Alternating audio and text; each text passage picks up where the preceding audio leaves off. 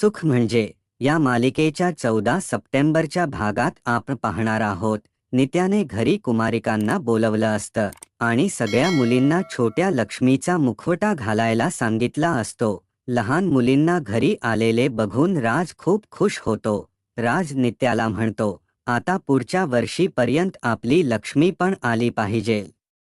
पण जेव्हा सगळ्या मुली राजकडे बघतात तेव्हा त्यांच्या चेहऱ्यावरचा लक्ष्मीचा मुखवटा राजला दिसतो आणि राजला त्याच्या लक्ष्मीची आठवण येते. बाहेर असलेली राजमाला सर्व बघून खूप रडू येते. राजमा म्हणते, माझ्या बाबांना कधी कळेल की मीच त्यांची लक्ष्मी आहे. पण शालिनी तिची बोलणं ऐकते आणि घाबरत मनात म्हणते, म्हणजे ही राजमा त्या जयदीप गौरीची मुलगी लक्ष्मी आहे ते. येणारा पुढील भाग हा फारच रंजक असणार आहे. पुढील भागाचे प्रोमो सगळ्यात आधी बघण्यासाठी आत्ताच आपल्या यूट्यूब चॅनलला सबस्क्राईब करा.